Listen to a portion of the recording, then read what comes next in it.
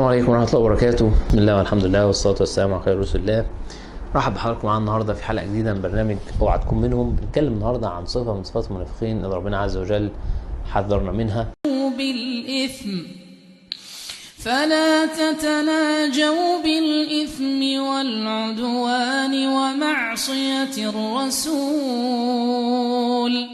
وتناجوا بالبر والتقوى واتقوا الله الذي إليه تحشرون. نجي بالإثم والعدوان. للأسف في من الناس عندهم الصفة دي. يعني ايه التناجي بالإثم والعدوان؟ يعني ما بيقعدوا مع بعض بينهم وبين بعض قعدتهم كلها فيها ظلم ومعاصي وذنوب كذا وكذا. دي كل جلساتهم الخاصة، هي جلساته الخاصة في كده. لما يكون قاعد مع اصحابه على القهوه هزارهم كله شتايم وسب ومش عارف يقول لك ايه ده بنهزر. ولما يجي الشتايم دي مثلا حد يعني يظهرها او يسجل لهم يقول لك احنا كنا قاعدين مع بعض، ايه المشكله يعني؟ لا، المشكله ان دي صفه من صفات المنافقين. مين اللي قال لك ان انت شرعا مسموح لك طالما انتوا قاعدين مع بعض ان تشتموا وتسبوا وتلعنوا وتغتابوا وتنموا وتكذبوا؟ لا طبعا، مين اللي قال كده؟ فدي ما يقولش ده الا واحد منافق في قلبه صفه من صفات النفاق. ولعل ده سبحان الله شفناه الفترات اللي فاتت في الاعلام، لما ابتدى مثلا اكتر من مره يتسرب مثلا فيديوهات لمجموعه من الاعلاميين مثلا قاعدين مع بعض قعدات خاصه وهم بيشتموا ويسبوا ومش عارف ايه. فنقول ازاي يا جماعه تعملوا كده؟ فيقول لك ايه يا عم عادي احنا كنا قاعدين مع بعض. ايوه يا جماعه، مين اللي قال انتوا طالما قاعدين مع بعض يبقى انتوا مسموح لكم ان انتوا تعصوا الله عز وجل وانتوا تتكلموا بما يغضب الله سبحانه وتعالى؟ فاذا ربنا بيقول لك ان دي صفه من صفات المنافقين، ان هم لما بيقعدوا في جلساتهم الخاصه كل جلساتهم الخاصه دي ذنوب، شتايم وكذا وكذا وكذا.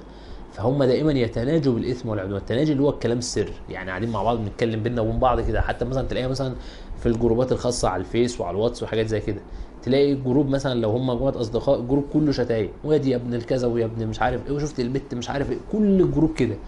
بتيجي تكلموا لك يا عم اصحاب مع بعض عادي، يعني يا جماعه عادي منين؟ اذا كان ربنا قال انه حرام، يعني هتيجي انت تقول لي عادي؟ ربنا هيقول حرام وانت تقول حلال؟ طب ازاي يعني؟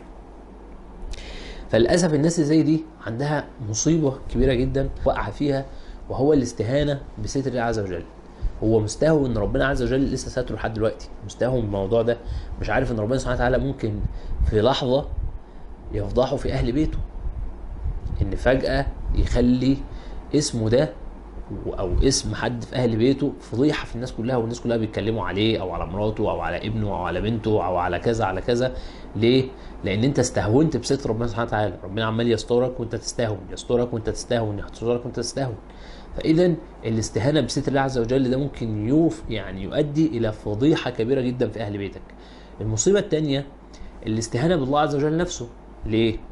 هو انتم ما بتقعدوا في جروب مثلا على الواتس مع بعض، جروب محدش فيه غيركم، احنا كلنا مش شايفينكم، فانتوا ايه ما بتقولوش الكلام ده قدامنا.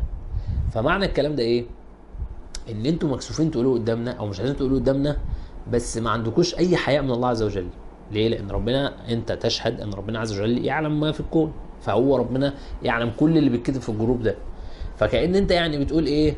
انا عندي بس مشكله ان الناس اللي حواليا يشوفوه، انما لما ربنا يشوفه مش مشكله، عادي مش فارق معايا. يعني لما ربنا يعرف ان انا كتبت مثلا على الواتس ان انا بثبت الدين لواحد صاحبي، عادي مش مشكله. انما بس اهم حاجه بابايا ومامتي ما يعرفوش. لما يعرف ان انا كنت بقول له ده في بنت النهارده عملت وراحت وجات ومش عارف ايه، ده اهم حاجه. بس ان ايه زمايلي وجيراني ما يعرفوش الكلام ده، انما اصحابنا مع بعض عادي. فده استهانه بجلال الله سبحانه وتعالى، ان انت مستهون ان ربنا سبحانه وتعالى مطلع على الكلام ده وبتوريه له، تقول له يا رب على فكره انا بعصى ولا فارق معايا. فدي مصيبه ان انت بتستهون برب العالمين سبحانه وتعالى.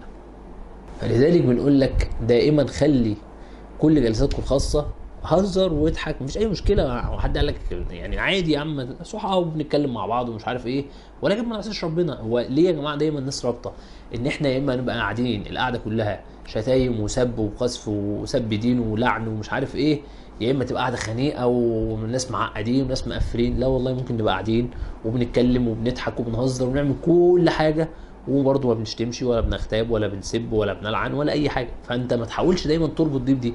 لا على فكره في ناس ما بتشتمش وقاعده وبيقعدوا يضحكوا ويهزروا ولا اي مشكله خالص. فدي مشكله عندك في دماغك، انت اللي رابط الصوره دي. لا، في غيرك ملايين بيقعدوا ما عندهمش اي مشكله وبيضحكوا ويهزروا مع بعض عادي جدا من غير لا يعصوا ربنا سبحانه وتعالى ولا يرتكبوا اي ذنوب. فبنقول لك احذر ان انت تكون من الناس اللي بيتناجوا بالاثم والعدوان، ودائما عايزينكم تتناجوا بالبر والتقوى عشان ما يكونش عندكم صفه من صفات المنافقين. سبحانك اللهم وبحمدك، نشهد ان لا اله الا انت، نستغفرك ونتوب اليك. السلام عليكم ورحمه الله وبركاته. لا تنسوا الإعجاب بالفيديو والاشتراك في القناة تشجيعا لنا لنستمر بنشر المزيد إن شاء الله.